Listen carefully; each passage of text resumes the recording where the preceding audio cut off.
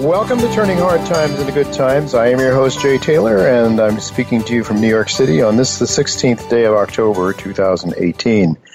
I do like to remind you that I am the editor of Jay Taylor's Gold, Energy, and Tech Stocks. You can subscribe to that letter by going to miningstocks.com, miningstocks.com. You can also call our office here in New York during the regular business hours, 718-457-1426, 718-457-1426.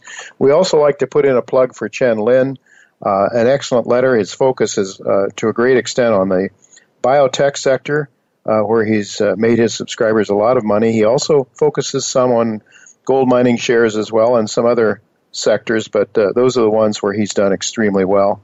ChenPicks.com, ChenPicks.com, to sign up for Chen's letter. And we also like to always mention now Michael Oliver's letter. He has a special letter for gold and silver, focused on gold and silver. It's a very moderately priced product, and it's olivermsa.com. Do want to thank each of you for listening to this show, making it one of the more popular shows in the Voice America Business Channel. We also want to encourage you to continue sending along your questions, criticisms, comments, whatever they be, to questionsfortaylor@gmail.com, questions, the number 4, Taylor@gmail.com. And we always like to thank our sponsors for making this show economically viable. Our sponsors this week are Genesis Metals Corp., Great Bear Resources, Novo Resources, Sandstorm Gold Limited, Triumph Gold, Gold Mining, Inc., and Uranium Energy. Well, I've titled today's show, Guaranteed the Swiss franc Will Collapse. Keith Weiner, Brian Groves, and Michael Oliver are return guests this week. One of the strongest fiat currencies over many decades has been the Swiss franc, but it has been so strong, in fact, that the Swiss National Bank orchestrated significantly negative interest rates to weaken it.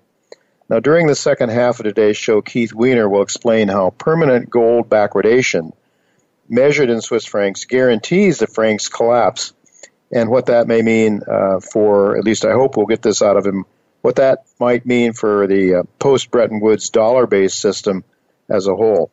Keith will explain the death spiral dynamics for the Swiss franc, and I think it's something, a different view of things, and we like to have people on the show that provide something a little different, but yet is legitimate and soundly based, and I think you'll find, if you think through Keith's arguments, that they are very soundly based. Any student of history, of course, knows that all fiat currencies eventually enter the dustbin of history. Such will also be the fate of the U.S. dollar, and for sure, there is growing evidence that the days of the dollar's hegemony are numbered as well, such that only true money, namely gold, ends up as a monetary survivor. I hope to explore, as I say, ways that you may profit from Keith's insights into the unique understanding of the dynamics leading to the pathology of Swiss franc and other fiat currencies. Brian Groves, the CEO of Genesis Metals, will be with me after our first commercial break to give us an update of that company's exploration plans on the Chevier project in Quebec. And that fits the geological model, at least, of Agnico Eagle's Goldex project. Given the recent weakness in the shares, Genesis is selling under 10 cents in U.S. money, which in my view makes it a very attractive speculation for investors seeking to profit from exploration stories. As a shareholder of Genesis, I'm certainly looking forward to what Brian has to say. Well, I'm equally interested in what Michael Oliver has to say. Thanks for joining me again, Michael. Hi, Jay. Good to be back. Always good to have you with me. And I must mention to my listeners, I don't know how many people that listen to you every week, Michael, have been to your website. But I went there and realized that I had never really focused on a couple of excellent videos that explain so much about who you are and how and your methodology for what lies underneath this excellent product that you provide. So I want to tell my listeners, go to olivermsa.com to see the first video.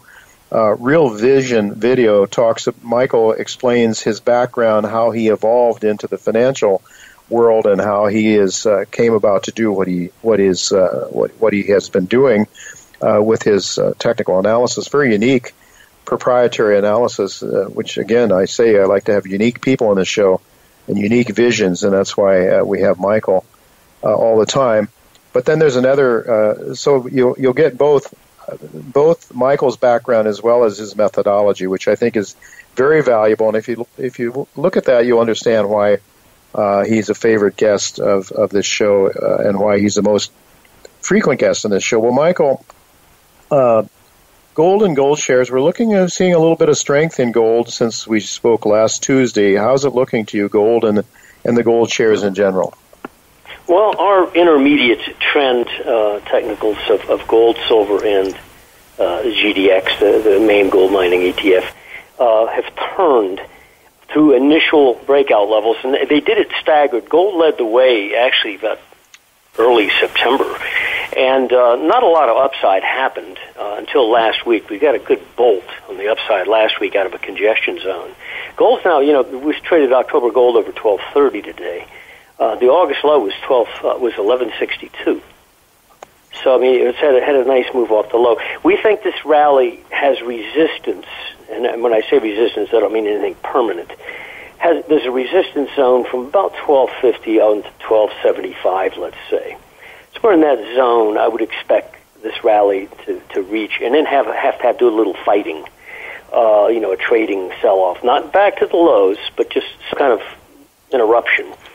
When I go to silver, and we report this in our new report, it's called Gold, Silver, and Mining Report, and it's $2.99 a year, which is pretty cheap compared to our other products.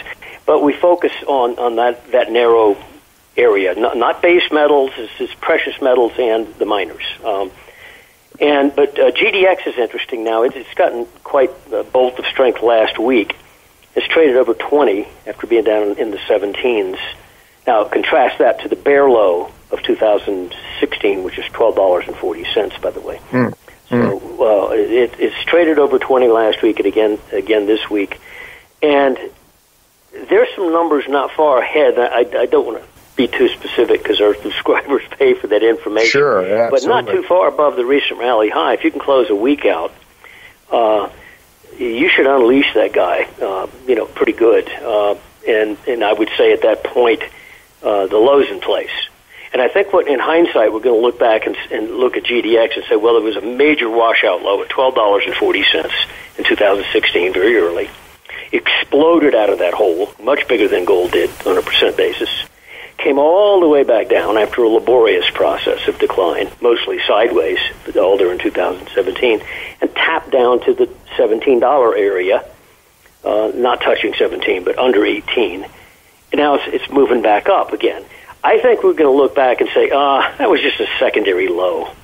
It was a broad base spanning 2016, 17, and 18, with the rally in between, and it was really just one big, sizable base, and we just saw the secondary low.